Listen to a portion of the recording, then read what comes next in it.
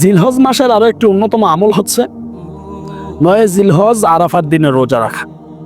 কেননা আল্লাহ রাসূল সাল্লাল্লাহু আলাইহি ওয়াসাল্লাম বলেন, সিয়ামু ইয়াউমি আরাফাতা আহতাসিবু আলাল্লাহি আইয়ুকাফিরা সানাতাল্লাতী ক্বাবলাহু ওয়াস সানাতাল্লাতী বা'দাহু।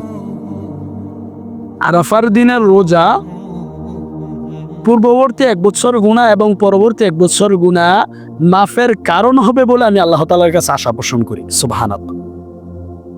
প্রিয় ভাইয়েরা আমার, ইবাদতের জগতে যত ইবাদত আছে, যত ইবাদতের ফজিলত পাওয়া যায়, সেখানে এরকম ব্যতিক্রমী ইবাদত খুবই কম, নাই বললেই চলে, যেখানে বলা হয়েছে অগ্রিম যেই গুনাহ আমরা করি নাই সেই গুনাহ আল্লাহ তাআলা ক্ষমা করে দিবেন।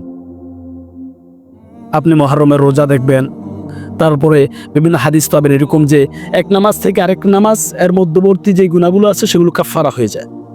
এক জুমা থেকে আরেক জুমা, এক ঈদ থেকে আরেক ঈদ, এক রমজান থেকে আরেক রমজান, এক উমরা থেকে আরেক উমরা, তো এই যে এর মধ্যবর্তী যে গুনাহগুলো থাকে সেগুলো কাফারা হয়ে যায়। তাহলে আপনি এমন অসংখ্য ইবাদত পাবেন যেখানে পূর্ববর্তী গুনাহগুলো ক্ষমা করে দেওয়ার ব্যাপারে আল্লাহ তাআলা, আল্লাহর রাসূল সাল্লাল্লাহু আলাইহি সাল্লামের অসংখ্য হাদিস পাবেন।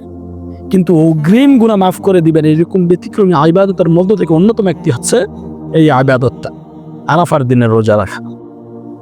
এমনি তো জিলহজ মাসের প্রথম 9 দিন রোজা রাখা মুস্তাহাব বলে থাকেন উলামায়ে কেরাম। সেটা যদি সাধ্যের বাহির হয়, সম্ভব না হয়, অবশ্যই জিলহজ মাসের 9 তারিখের আরাফার দিনের এই রোজাটা আমরা রাখার চেষ্টা করব।